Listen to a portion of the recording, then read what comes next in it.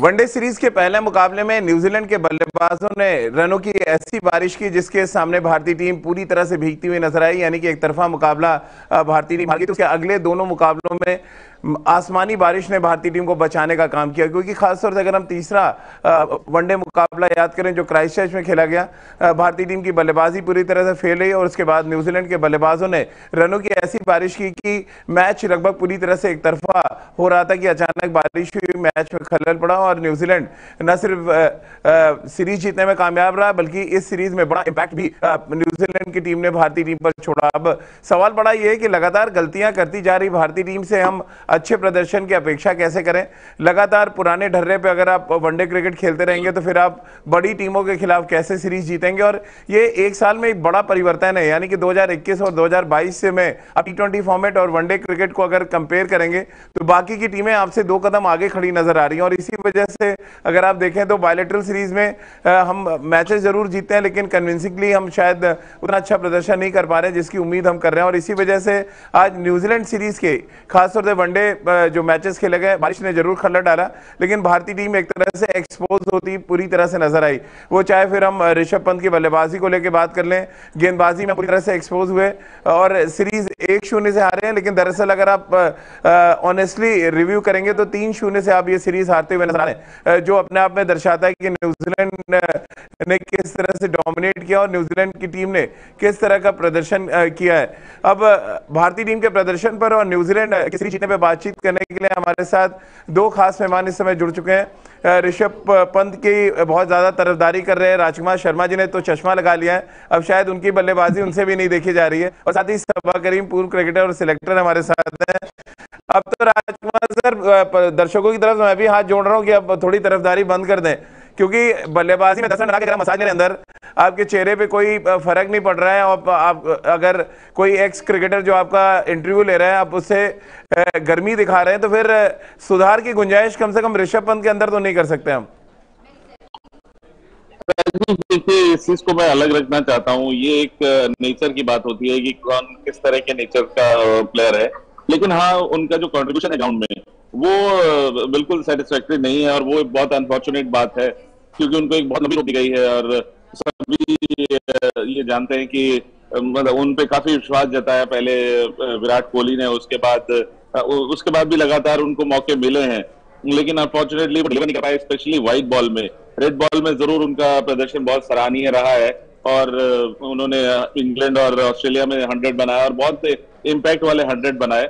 लेकिन सर अब प्लीज अब तो 0, 5, 10, 15 याद आ रहे हैं। कितनी बार हम इंग्लैंड का 100 याद करें, कितनी बार ऑस्ट्रेलिया का 100 याद करें। चश्मा मुझे भी मारना पड़ेगा अपने प्रोड्यूसर से, क्योंकि मुझे भी अब वो दिखना बंद हो चुका है पूरा।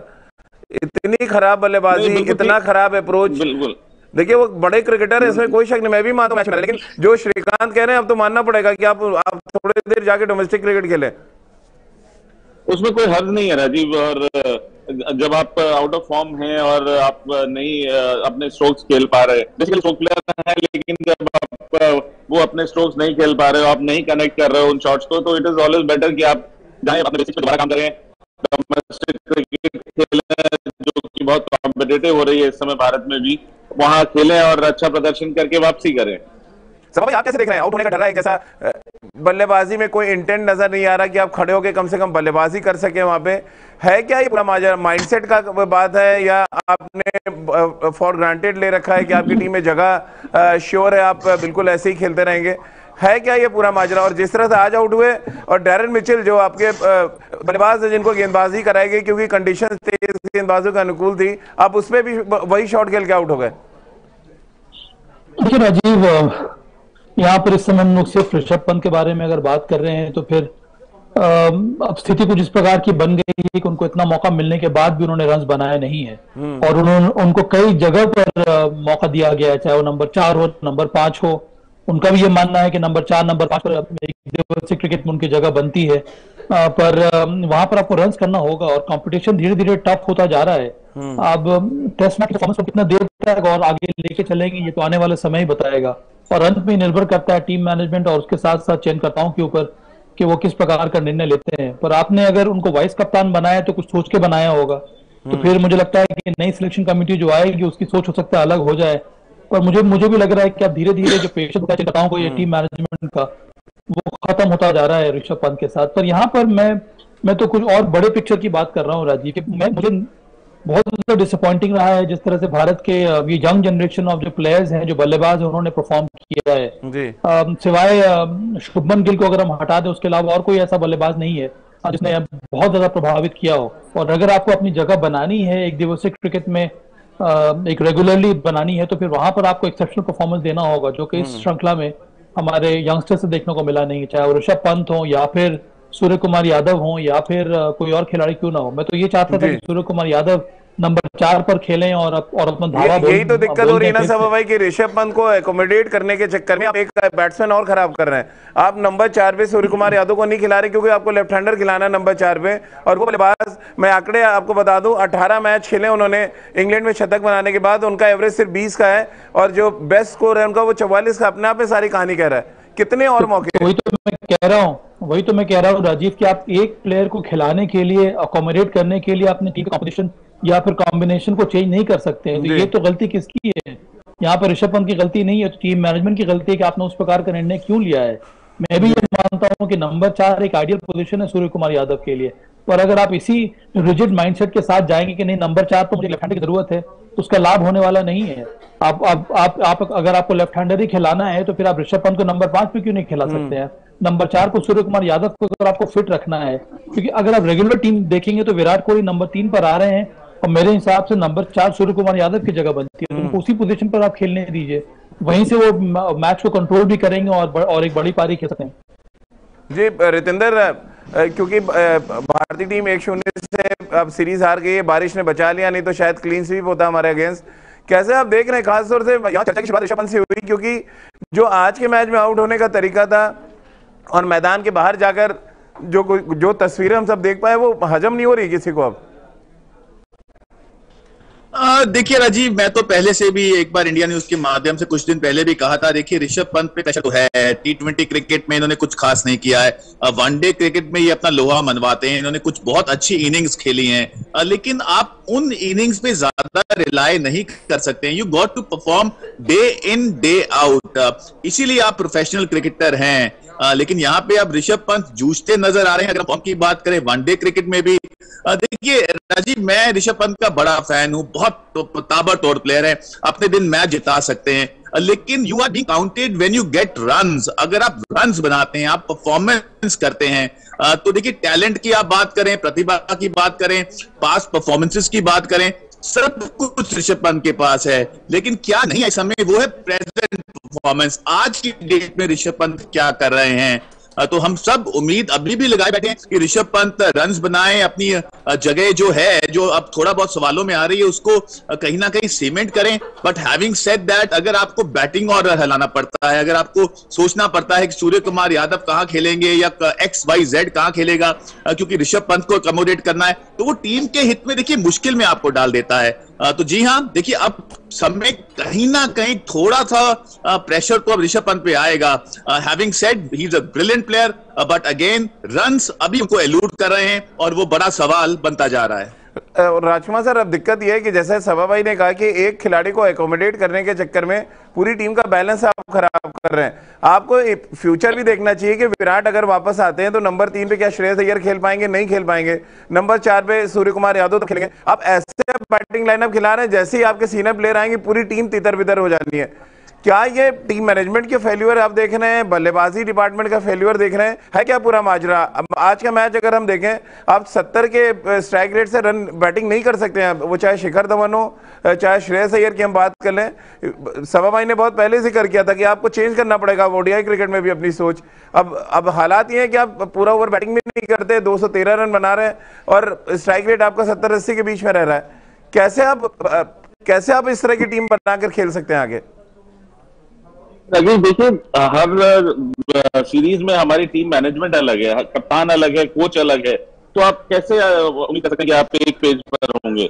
अब यहाँ पर कप्तान शिखर धवन है, वो चाहते हैं कि मैं सीरीज जीतूं, तो मुझे सीरीज जीतनी है, तो वो श्रेयस अय्यर को 3 नंबर खिला रहे हैं। वो इतनी दूर की नहीं सोचेंगे कि विराट कोहली आएंगे तो वही 3 नंबर खेलेंगे, तो यहाँ पे मैं एक मेकशिफ्ट प्लेयर को खिला दूं। वो तो अपना मैच जीतने के लिए जा रहे हैं। या जहां तक ऋषभ पंत की बात है, उनको अकोमोडेट इसलिए किया जा रहा है कि भारत मिडिल ऑर्डर में एक लेफ्ट हैंडर बल्लेबाज ढूंढ रहा है। अनफॉर्चुनेटली वो नहीं मिल रहा है, और उसकी तलाश बहुत जोर शोर से हो रही है कि कोई नंबर 5 पे या नंबर 4 पर ऐसा बल्लेबाज मिले जो कि लेफ्ट हैंडर हो और काउंटर कर सके लेफ्ट या लेफ्ट आर्म स्पिनर्स को। लेकिन अनफॉर्चुनेटली ऐसा हुआ नहीं है।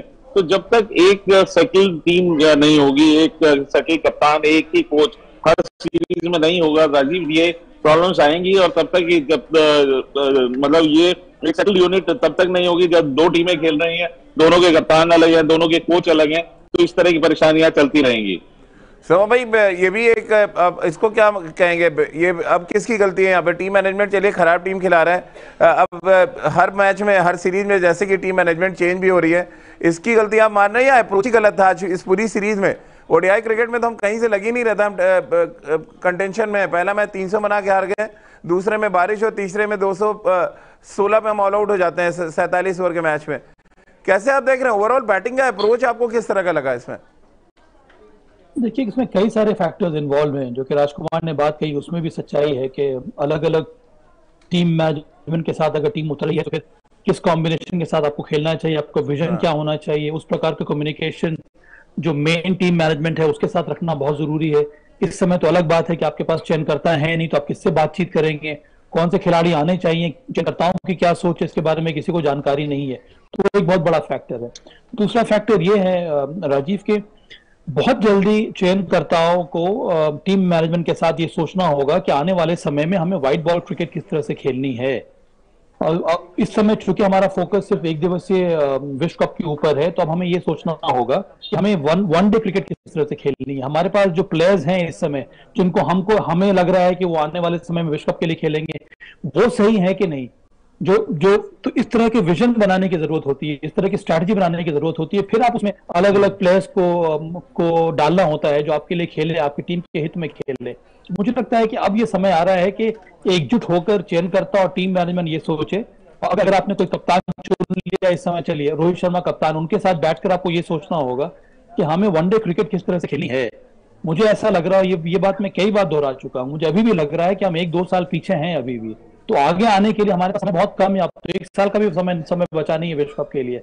मैं मानता हूं कि घरेलू कंडीशन में हमें मदद मिलेगी, पर दूसरी टीमें भी तैयारी कर रही है, उनको पता है कि आने वाला विश्व कप इंडिया में है, उनकी तैयारी भी अलग किस्म से हो रही है। इसीलिए मुझे लगता है कि बहुत जरूरी है कि इस तरह के सोच विचार के साथ आपको एकजुट होकर बैठना होगा, ताकि आने वाले समय में जितने सारे एक दिवसीय मैचेस होने वाले हैं उसमें उसी एकाग्रता, उसी टेम्पलेट के साथ, उसी स्ट्रेटजी के साथ मैदान में उतरे। बिल्कुल रितेंद्र, अगर हम इस पूरे दौरे का एनालिसिस करें, वो T20 फॉर्मेट हो या ओडीआई, बल्लेबाजों के आउट होने का तरीका मैं देख रहा था, मुझे बड़ा आश्चर्य हो रहा है कि सब एक तरीके से आउट होते जा रहे हैं। अब सूर्य कुमार यादव को हम ओडीआई क्रिकेट में देखें, स्लिप खड़ी हो रही है और आप स्टीयर कर रहे हैं, सीधे हाथ में जा रहा है बॉल। ऋषभ पंत 4 इनिंग्स खेली है उन्होंने न्यूजीलैंड, चारों पे पुल शॉट पे आउट हो रहे हैं। ये क्या मतलब, ये लाइसेंस दिया जा रहा है आप एक तरह के शॉट खेल के आउट हो? आपके ऊपर कोई बंदिश नहीं है, आपको दे दिया गया है कि आप बांग्लादेश दौरे का टिकट आपके पास है, आप जैसे चाहे वैसे क्रिकेट खेलें? देखिए राजीव, यहाँ पे अभी जो हम बात कर रहे हैं, टीम मैनेजमेंट चेंज हो रही है, जैसे राजकुमार जी ने मुद्दा उठाया। मैं आपसे आउट होने के तरीके पे रितेंद्र पूछ रहा हूँ, चलिए टीम मैनेजमेंट वाली बात दरकिनार कीजिए, पहले बल्लेबाज जिस तरह आउट हो रहे हैं मैं उसकी बात करूं। राजीव, आप जैसे भारतीय बल्लेबाजों को थोड़ा, अगर भारतीय बल्लेबाजों को थोड़ा संयम दिखाने की जरूरत है, आप भी थोड़ा संयम रखिए, मेरी बात तो सुनिए पहले। नहीं, संयम रख के तो ऋषभ पंत को सुन लिया इतनी देर तक मैंने। ऋषभ पंत को आपने भी खिला दिया, राजकुमार ने भी, सबा करीम ने भी, सबने खिला दिया है, और अभी भी हटाने का नाम नहीं। बांग्लादेश में वो खेलेंगे, संजू सैमसन टीम में नहीं है साथ में। देखिए राजीव, कितना संयम है, तो संयम यहाँ पे यहाँ टूट रहा है, संयम दर्शकों का, फैंस का। जितनी मर्जी हम टीम मैनेजमेंट बदल लें, लेकिन रन्स तो लड़कों को खुद बनाने होंगे। वही तो मैं पूछ रहा हूँ, और क्या पूछ रहा हूँ, यही तो पूछ रहा हूँ कि कब रन बनाएंगे। वही तो कह रहा हूँ, नंबर 4 पे भी खिला दिया, नंबर 6 पे भी खिला दिया, कितने मौके दिलवाएंगे आप भाई ऋषभ पंत को? देखिए, इसीलिए you have to set the benchmark. अगर लड़का अच्छा नहीं कर रहा है, उसकी जो भी रेपुटेशन है, पास लॉरल्स हैं, उनको दरकिनार कीजिए, और जो उसकी तो और क्या बात हो रही है? अगर आप उनको मौके दे रहे हैं बार बार, अगर वो नहीं कर रहे हैं तो दूसरा लड़का लेके आइए, because we want India to win the world cup, 50 over world cup. अगर वही कोच हम एक साल करते रहेंगे, या जो लड़के हम सोचते हैं ट्राइड एंड टेस्टेड है, अगर उनको ही ट्राई करते रहेंगे, वो नहीं करेंगे, तो एंड ऑफ द डे जब वर्ल्ड कप आ जाएगा तो हमारा वही हाल होगा। हम वी विल गो बैक, हम मोहम्मद शमी को ढूंढेंगे, हम आर अश्विन को ढूंढेंगे, हम दिनेश कार्तिक को ढूंढेंगे। तो मुझे लगता है देखिए प्रिपरेशन का यही समय है, and you got to take few bold decisions. कोई भी लड़का XYZ अगर आपको लगता है उसको इनफ चांसेस मिल चुके हैं और वो अच्छा नहीं कर रहा है, you got to bench him and try a new गाय।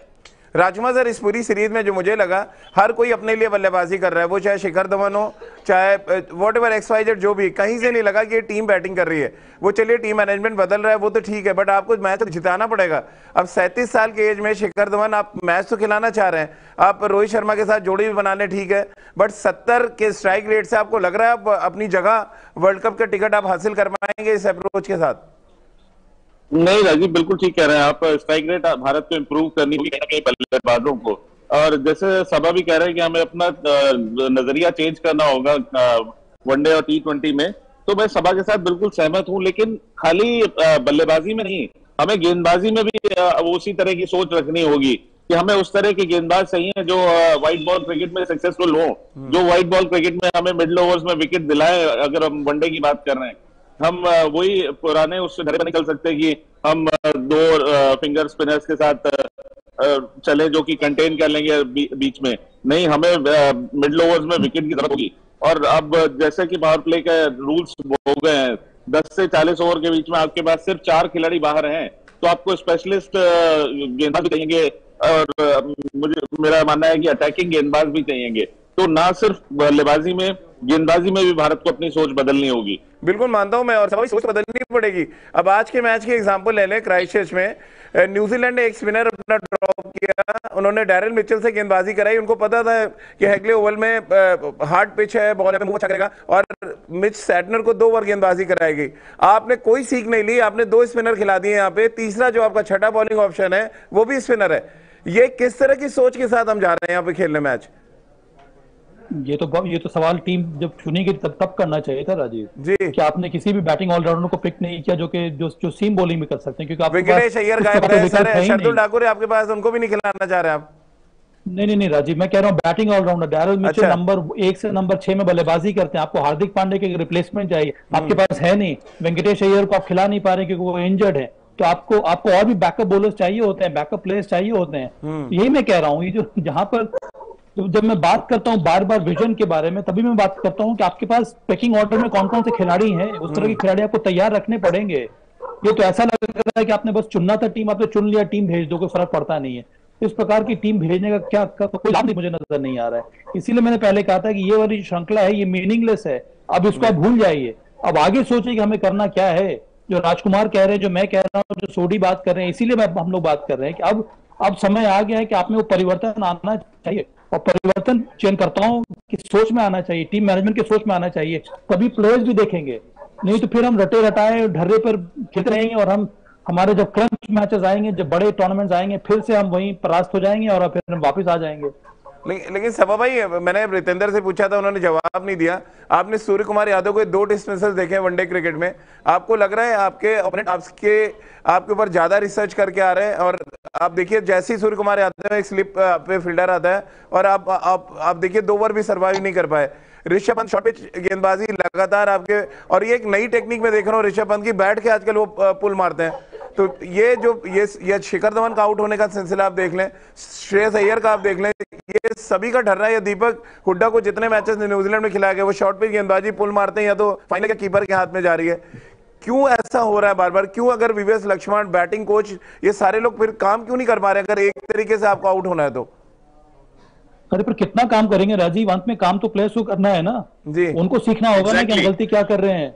उनके लिए चैलेंज है ना, सूर्य कुमार यादव के लिए तो चैलेंज है ही है, क्योंकि हर एक जो ऑपोजिशन टीम है, जो बॉलर्स हैं, वो वर्कआउट कर रहे हैं इनके अगेंस्ट प्लान, और T20 का प्लान अलग होता है, वनडे क्रिकेट का प्लान अलग होता है। यहाँ पर वो अटैक करेंगे आपको, आपके जो स्ट्रेंथ है उस पर अटैक करेंगे, जो कमजोरी उस पर अटैक करेंगे, चाहे वो ऋषभ पंत हो, सूर्य कुमार यादव हो, दीपक हुड्डा या श्रेयस अय्यर हो। और ये बात बहुत जल्दी फैल जाती है कि यहाँ पर ये कमजोरी यहीं पर आप टारगेट कीजिए। इसी वजह से तो बड़े खिलाड़ी आप तब बनते हैं जब आप 2-3 साल इस प्रकार से खेलते हैं। आपको याद होगा कुछ दिन पहले हम लोगों ने प्रोग्राम किया था सूर्य कुमार यादव के ऊपर, और आपने कहना शुरू कर दिया था वो ग्रेट हो गए, वो लेजेंड हो गए। इतना जल्दी कोई खिलाड़ी नहीं, हमारी T20 में बात हुई थी सभा भाई, T20 में बात हुई थी, उसमें भी सही पकड़े हो रहा है, उसमें भी समय लगेगा राजीव, उसमें भी समय लगेगा। अभी ये चैलेंज शुरू हुआ है सूर्य कुमार यादव के लिए। पहला सीजन बहुत आसान रहता है रन बनाना, उसके बाद चैलेंजेस शुरू हो जाते हैं कि हर एक टीम आपके गेम पर वर्क करना शुरू कर देती है। जो परफॉर्मेंस एनालिस्ट जो टीम के साथ जुड़े होते हैं उनका यही काम होता है कि हमें किस तरह की गेंदबाजी जहां पर वो कमजोर हो। तो यही तो चैलेंज है, इसको एक्सेप्ट करना होगा, फिर आपको मेहनत करनी होगी और रिकवर करके मैदान में आना होगा। पर आपसे सही कहा कि अभी भी मुझे लग रहा है कि हम लोग बहुत ज्यादा टेंटेटिव हैं, हम लोग अभी भी अपनी जगह को सिक्योर करने के प्रयास में लगे हुए हैं। पर ये जो आश्वासन है, ये जो कॉन्फिडेंस और टीम मैनेजमेंट को खिलाड़ियों को देना होगा। तो चलिए, मीनिंगलेस सीरीज थी ये सभा भाई का मानना है। लेकिन रितेंद्र, आपने भी मैच देखा होगा, आपको क्या लग रहा है, क्या कुछ मिला हमें, हम क्या कुछ गेन हम कर पाए सीरीज से? रजी, मुझे लगता है गेन तो बहुत कुछ हम करना चाहते थे, लेकिन कुछ भी गेन ऐसा नहीं किया है जहां हम सोचें कि हम तैयारी मुकम्मल कर रहे हैं आने वाले वर्ल्ड कप की, 50 ओवर वर्ल्ड कप की। रजी, मुझे अब लगता है, देखिए, जो भी नई सिलेक्शन कमेटी बनेगी, जो भी नए चेहरे आएंगे, they have to come up with bold decisions. उनको लेने होंगे भारतीय क्रिकेट के हित में। आप लॉन्ग रोप दीजिए, लेकिन लॉन्ग रोप के आगे, जब वो लॉन्ग के आगे EST लग जाता है, लॉन्गेस्ट रोप, तो काफी लंबी हो जाती है। You got to set the benchmark. अगर आपको पता है लड़का अच्छा नहीं कर रहा है, वो परफॉर्मेंस नहीं दे रहा है, आप देखिए उसको बिठाइए और उसको दोबारा रन्स बनाने दीजिए, वो फिर आ सकता है। It's not end of road for him. But अगर हो सकता है नया लड़का, ऋतुराज गायकवाड़, कोई भी लड़का, आप विजय हजारे ट्रॉफी के नॉकआउट चल रहे हैं, लड़के बहुत अच्छा करें, हो सकता है एक आपको ऐसा लड़का मिल जाए जो आपको आगे जाके वर्ल्ड कप जिता दे। हमने कई बार देखा है कई टीमों में एट टाइम्स डार्क हॉर्सेस जिससे आप उम्मीद ही नहीं रखते हैं। उमरान मलिक हो सकता है मैन ऑफ द सीरीज बन जाए आने वाले वर्ल्ड कप पे। You never know what time has in store for him, but again opportunity आप देनी होगी, और अपॉर्चुनिटी उस तरीके से देनी होगी कि अगर लड़का अच्छा कर रहा है, कीप हिम इन 11। अगर अच्छा नहीं कर रहा है, अगर वो रिपीटेड शॉट्स खेल के आउट हो रहा है, आपको साफ दिख रहा है, आपको पता है वो परफॉर्मेंस अभी नहीं कर पाएगा, क्योंकि अगर हम मानसिक स्थिति की बात करते हैं, आपका कॉन्फिडेंस, मनोबल गिर जाता है। T20 में अगर आप अच्छा नहीं कर रहे, इसका मतलब ये नहीं है आप वनडे में जाके अच्छा कर देंगे। मनोबल तो बल्लेबाजी में गिरता है, फॉर्मेट में नहीं गिरता है राजीव। तो मुझे लगता है यहाँ पे जो नई सिलेक्शन कमेटी आएगी उनके लिए बड़ा काम होगा। राजमोहन, आपने गेंदबाजों का जिक्र किया था, तो गेंदबाजों पे भी थोड़ी बात करना जरूरी है, क्योंकि उसी पिच पे न्यूजीलैंड के गेंदबाज आपको बैकफुट पर ढकेल रहे थे, लगातार परेशान कर रहे थे। हमारी गेंदबाजी टूथलेस लग रही थी। हालांकि उमरान की रफ्तार के बारे में बहुत बात हुई, उन्होंने एक विकेट भी लिया, क्राइस्टचर्च में भी 2 विकेट उन्होंने पहले ओडीआई मुकाबले में लिया था। लेकिन अर्शदीप की बात कर लें, या जिस तरह से शार्दुल ठाकुर की पिटाई हुई पहले मैच में, क्या, या दीपक चहर आज जिस तरह से पिटे हैं, कैसे आप देख रहे हैं? रफ्तार इतनी ज्यादा जरूरत एक बार फिर बढ़ गई है, स्विंग गेंदबाजी को शायद उतनी तवज्जो नहीं मिल रही है, या कंडीशंस ऐसी नहीं है? क्या रीजन आप देख रहे हैं जो इतनी पिटाई हुई है भारतीय गेंदबाजों की? राजीव, देखिए, कहीं ना कहीं इंटरनेशनल क्रिकेट में अब आपको 140 प्लस बॉलर चाहिए ही, उससे कम नहीं चलेगा, क्योंकि आपको फिर इतना सीरियसली नहीं लिया जाता अनलेस एंड अनटिल की बहुत कभी होता है कि ऐसी कंडीशंस मिल गई जहां बहुत स्विंगिंग कंडीशन है, स्विमिंग कंडीशंस है, और ऐसा अक्सर होता नहीं, क्योंकि वनडे क्रिकेट में और T20 क्रिकेट में हमेशा बहुत प्लेसिड विकेट्स होते हैं, वाइड बॉल होता है जो बहुत ज्यादा स्विंग नहीं होता, तो वहां पर आपको स्पीड चाहिए। टेस्ट मैच में जरूर ऐसा हो सकता है कि आपको स्विंगिंग कंडीशन मिल रही हो और वहां पे बॉल बहुत अच्छा सीम हो रहा है, 3 स्लिप 1 गली खड़े हो और आप रन थ्रू करें किसी टीम को, या शुरुआती 3-4 विकेट लें। लेकिन वनडे क्रिकेट में बॉल क्योंकि बहुत ज्यादा स्विंग नहीं होता है, प्लेसिड विकेट्स होते हैं, तो वहां पर आपको हिटिंग द डेक वाला जो बॉलर है, जो हार्ड लेंथ पर गेंदबाजी करते हैं और बैकफुट पर धकेलते हैं, वो बॉलिंग चाहिए। तो वहां पर अगर आप देखें तो भारत बुरी तरह लैग कर रहा है पिछले 1 साल से, कि भारत के पास ऐसे बॉलर्स की वाकई में कमी हो गई है जो 140 प्लस डालते हो। आप उमरान मलिक के अलावा मुझे नहीं लग रहा इस समय कोई भी भारत के पास ऐसा गेंदबाज है जो 140 प्लस गेंदबाजी कर रहा हो। तो इंटरनेशनल क्रिकेट के लिए भारत को जरूरी है कि अच्छे तेज गेंदबाजों को प्रिजर्व किया जाए, उनका वर्कलोड मैनेजमेंट ढंग से किया जाए और उनकी इंजरीज का ख्याल रखा जाए। सभा भाई, आई ओपनर की तरह आप देख रहे हैं न्यूजीलैंड सीरीज को, और क्या फर्क आपने देखा? न्यूजीलैंड के गेंदबाज मौके मौके पे आए, उन्होंने कंटेन किया, फर्ग्यूसन की स्पीड ने बहुत काम किया, जिस तरह से मैट हेनरी को लेके आए वो बहुत कमाल की गेंदबाजी कर गए। कैसे आप देखें, क्या फर्क लगा आपको कि भारत के गेंदबाज जिनमें पोटेंशियल था उनकी ज्यादा पिटाई हुई और न्यूजीलैंड के गेंदबाज ज्यादा डोमिनेटिंग रहे ओडीआई क्रिकेट में?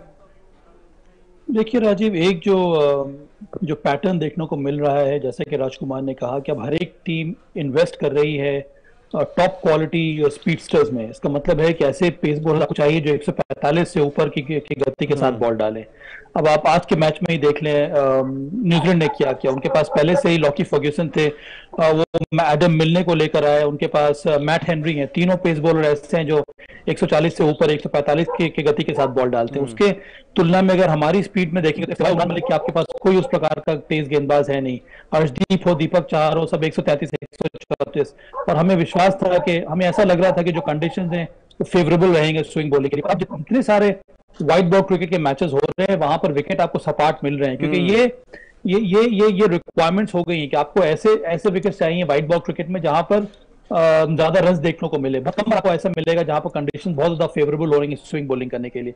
तो हमारी जो प्लानिंग थी पिछले 1-2 साल से, वो मुझे लगता नहीं है कि सही रही है। हमें और इन्वेस्ट करना चाहिए था पेस बॉलर में। इस समय देखिए नवदीप सैनी को मैंने देखा, नवदीप सैनी के पास गति, उनको आपने बांग्लादेश ए टीम के साथ भेज दिया है खेलने के लिए। तो अगर आप न्यूजीलैंड के दौरे के बारे में सोच रहे थे, तो अगर आप पहले से सोचते तो आपको 1-2 स्पीडस्टर और मिल जाते जो 140 145 के करीब डालते हैं। तो हमारी सोच में थोड़ी बहुत गड़बड़ी रही और हम फ्लेक्सिबल नहीं है अपने प्लान्स को लेकर।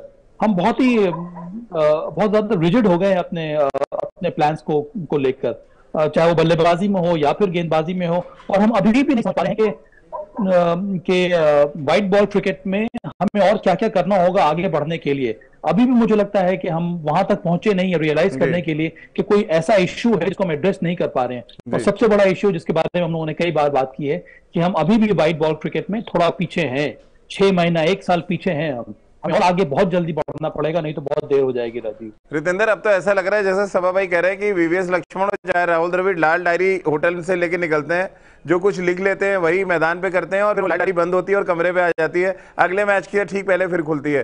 तो ये लाल डायरी छीन लेनी चाहिए बेसिकली। अब आपको जो कंडीशंस हैं, जो पिच है, उस हिसाब से करें, होटल के कमरे में रणनीति और टीम ना बनाए। क्योंकि आज क्राइस्टचर्च में तो बहुत बहुत बड़ा एग्जांपल देखने को मिला। न्यूजीलैंड 4 तेज गेंदबाज खिला रही है, 5 जो उनके पास स्पिनर है उसका इस्तेमाल नहीं किया उन्होंने। हम जो है पिच देख के, कंडीशन देख के, हम वही 2 स्पिनर, 3 तेज गेंदबाज, 6ठा बॉलिंग ऑप्शन हमारा स्पिनर। मतलब ऐसा तो नहीं है कि चश्मा राजकुमार सर की तरह वीवीएस लक्ष्मण भी लगाते हैं, बट देख तो सकते हैं, राजकुमार सर भी देख रहे हैं। देखिए राजीव, राजकुमार जी ने एक मुद्दा उठाया, नहीं प्लेयर्स हिलाते कैसे वो 15 में प्लेयर नहीं है ना उस तरह के। राजीव नहीं, आप शर्दुल को पहला मैच खिला रहे हैं, आज कंडीशंस तो आज खिलाइए ना, ड्रॉप कीजिए एक अपना स्पिनर को, क्यों नहीं ड्रॉप कर सकते आप? बोलिए रितेंद्र, जवाब दीजिए। देखिए राजीव, मैं तो ये कहना चाहूंगा, राजकुमार जी ने अभी मुद्दा उठाया कि 140 प्लस बॉलर हमें भारतीय टीमें चाहिए।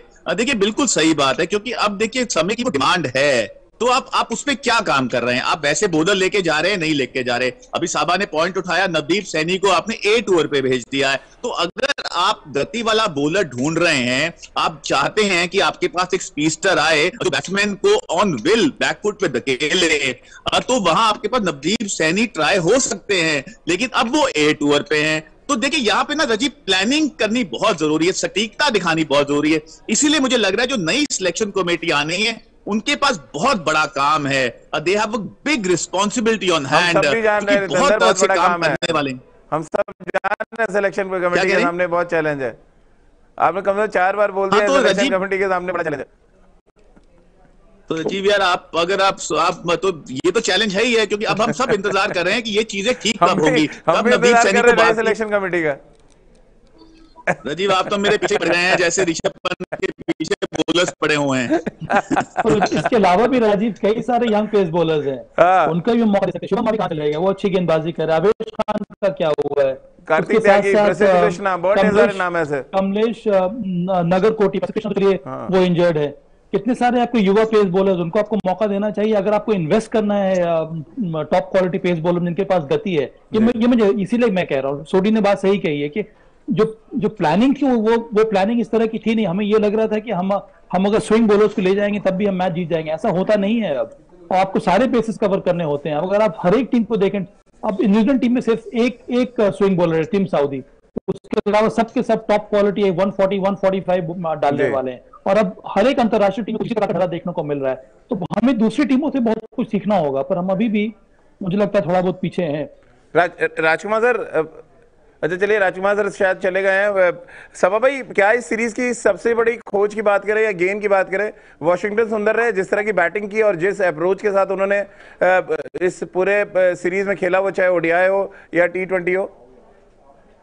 हाँ, वॉशिंगटन सुंदर ने एक प्रूव किया है कि वो जो इंजरी के बाद जो वापस आए हैं, उन्होंने अपनी जगह को में पे वैल्यू ऐड किया है। ये बहुत जरूरी है एक बॉलिंग ऑलराउंडर के लिए। अगर वो रन भी बना रहा है, जिस गति से वो रन बना रहे हैं, जिस रिस्पॉन्सिबिलिटी के साथ उन्होंने बल्लेबाजी की है, पर अभी भी ये सैंपल साइज बहुत छोटा है राजीव। हाँ, एक गेंद जरूर है भारतीय टीम के लिए, उसके साथ साथ उमरान मलिक, मेरे हिसाब से यही 2 गेंद हैं इस समय भारतीय टीम के लिए इस न्यूजीलैंड दौरे से, और आने वाले समय में इनको और मौका मिलना चाहिए। पर अब देखिए, अब इन दोनों का नाम बांग्लादेश दौरे पे नहीं है, तो क्या हम लोग सोच के किस तरह से आप कॉन्फिडेंस देंगे प्लेयर्स को, वो भी एक अलग बात है। अब बांग्लादेश में जिसको आपने चुना, अगर उसने वहां पर अच्छा परफॉर्म कर दिया, फिर आप उसको नेक्स्ट वाले टूर पे जाएंगे, फिर इन दोनों का क्या होगा? तो बहुत बड़े पूल होने का ये एक डिसएडवांटेज भी है कि आप जो रास्ता आप चुनते हैं प्लेयर्स के लिए, उससे भी आप भटक जाते हैं। तो बड़ा पूल का ये मतलब नहीं कि हर को हर जगह मौका देते रहे, कम से कम थोड़ा बहुत आपको पैकिंग ऑर्डर बनाना होगा और खिलाड़ियों को तैयार रखना पड़ेगा उसके लिए। तो क्या रितेंद्र, हार्दिक पांड्या के बाद दूसरे अच्छा ऑप्शन के तौर पे आप देख सकते हैं वॉशिंगटन सुंदर को, और एक एडेड ताकत आगे सभा भी मना कर रहे हैं, ऐसा नहीं हुआ अभी? नहीं, क्योंकि अलग अलग स्किल सेट है राजीव। देखिए, फिर से हम कंफ्यूज कर रहे हैं। हार्दिक पांड्या एक बैटिंग ऑलराउंडर है, वॉशिंग सुंदर एक बैटिंग ऑलराउंडर नहीं बन सकते हैं, वो एक बॉलिंग ऑलराउंडर बन सकते हैं। तो हमें कंफ्यूज नहीं करना चाहिए। कई बार ये चयनकर्ता भी ये गलती करते हैं, वो कंफ्यूजन में ना एक दूसरे को खिला देते हैं, वो नहीं होना चाहिए। शहबाज अहमद देखिए शहबाज अहमद एक ऐसे बॉलर, उनको मैंने डोमेस्टिक क्रिकेट में भी देखा, वो एक बैटिंग ऑलराउंडर बन सकते हैं, नंबर 6 पर आएंगे। दीपक हुडा आपके लिए एक बैटिंग ऑलराउंडर है, वो अगर अच्छी गेंदबाजी करने लगेंगे, 4-5 ओवर डाल देंगे, तो वो एक बैटिंग ऑलराउंडर बन सकते हैं। वॉशिंगटन सुंदर को अगर आप बैटिंग ऑलराउंडर बनाएंगे, तो जो हमें परफॉर्मेंस देखने को मिल रहा है वो भी नदारद हो जाएगा। उनको अपनी जगह पे रहने दीजिए। जी रितेंद्र, जगह पे रहने दीजिए, लेकिन कहाँ रहने देती है सिलेक्शन कमेटी या टीम मैनेजमेंट? रन बनाने के ऊपर 4 पे ले आएंगे ऋषभ पंत की तरह, फिर वो रुमान ही बनाएंगे, ओपन भी करा देंगे। तो ये सिलसिला तो रोकना पड़ेगा। जो जहां पे अच्छा कर रहा है उसको करने दें कम से कम। सूर्य कुमार यादव एक और एग्जांपल, नंबर 3 पे अच्छा कर रहे हैं, सडनली आप उनको 5 पे ले आए घुमा के। तो जी यही तो है। अब आप फिर कहेंगे कि मैं सिलेक्शन कमेटी नहीं की बात करूंगा, क्योंकि देखिए राजीव, उनका आना बहुत जरूरी है। अब उनका काम सटीकता से करना बहुत जरूरी है, क्योंकि जो साहबा बातें कह रहे हैं, देखिए ये पॉइंट्स हैं, ये बुलेट पॉइंट्स हैं। अगर आप इन पे निखार नहीं लेके आएंगे, इन पे काम नहीं करेंगे, तो हम जूझते रहेंगे वर्ल्ड कप इवेंट्स में। देखिए न्यूजीलैंड की बात हम कर रहे हैं, साहबा ने कहा इस सीरीज का ज्यादा मतलब नहीं है, लेकिन मुझे लगता है मतलब इसलिए है क्योंकि वर्ल्ड कप में आपने कुछ गेन नहीं किया। ऐसा लगा न्यूजीलैंड में जाएंगे, वहां कुछ गेन करेंगे, वहां भी आपने कुछ गेन नहीं किया। अब बांग्लादेश दौरा है, तो ऐसे तो समय निकलता जाएगा, तो हम गेन कब करेंगे, हम वर्ल्ड कप टीम कब तैयार करेंगे? तो जी हाँ, अगर सुंदर की बात करें, उनमें सेम्बलेंस दिख रही है। जी हाँ, वो बॉलिंग ऑलराउंडर हैं, अब उनको बैटिंग ऑलराउंडर बिल्कुल ना बनाया जाए। बट अगेन अभी उन्होंने काफी कुछ प्रूव करना है। अब उन्होंने शुरू किया है अच्छा परफॉर्म करना, लगता है शायद वो अपनी जगह बना पाएंगे और बॉलिंग ऑलराउंडर। बट अगेन अब हम उन्हें टैग ना दें, अभी रोहित शर्मा जागेगा और फिर वॉशिंगटन सुंदर बाहर। रितेंद्र, तो ये भी तो देखना पड़ेगा कि जो प्रेम है अलग अलग कप्तानों को, प्रेम जो है बड़ा भारी पड़ रहा है टीम पे। रजी फिर मैं कहूंगा कि नई सिलेक्शन कमेटी आएगी तो उनको इस पर भी काम करना होगा। तो रजी अब देखिए बहुत कुछ निर्भर करता है कि जो नए 5 चेहरे आएंगे वो कौन हैं और वो कैसे काम करते हैं। सभा भाई, लेकिन रितेंद्र बॉलिंग ऑलराउंडर थे या बैटिंग ऑलराउंडर, ये तो बता दें चलते चलते। ये तो टॉप क्वालिटी टॉप बैटर थे, बॉलिंग भी कर लेते थे बीच में। नहीं, सोडी वाज अ बैटिंग ऑलराउंडर, मैं इसको हमेशा बैटिंग ऑलराउंडर की तरह देखता था। ये तो क्लेम करते हैं मैं नई बॉल डालता था, तो इसलिए मैंने कहा पूछ लूं आपसे। नहीं, वो एक बोनस है, वो एक एसेट था सोडी के लिए। पर जहां तक मुझे याद आ रहा है, I think he was an ideal batting all rounder number 6 for India. जी रितेंद्र, आखिरी साहब भाई आप ठीक कह रहे हैं, लेकिन क्रिक इन्फो आप उठाइए राजीव, देखिए भारत की नई बॉल से ना 2 मैचों में वेंकटेश प्रसाद के साथ बॉलिंग ओपन किया था। यानी दुनिया के सबसे तेज गेंदबाज के साथ अपने बॉलिंग अटैक वो किया है शुरू। देखिए ये जो हम लोग चयनकर्ताओं के बारे में बात कर रहे हैं ना, देखिए गलतियां तब से शुरू हो गई थी तो सोडी जी भी खेले थे। इसको बोलते हैं, वो कहते हैं ना, कहना तीनू सुनाना नूनू। अगर चयनकर्ता उस समय भी रविंद्र सिंह सोडी को नंबर 6 पर एक बैटिंग ऑलराउंडर के रूप में देखते, जिस तरह से इस समय हम लोग हार्दिक पांड्या को देख रहे हैं, तो मेरा पूरा विश्वास है। चलिए, और ये मैं सोडी है इस वजह से बात नहीं कह रहा हूं कि लंबा करियर होता है इनका व्हाइट बॉल क्रिकेट में और आने वाले समय में टेस्ट मैच में भी। चलिए, बहुत बहुत शुक्रिया सभा भाई आपका, रितेंद्र आपका हमारी इस चर्चा में शामिल होने के लिए। तो हमारी इस खास पेश में फिलहाल इतना ही।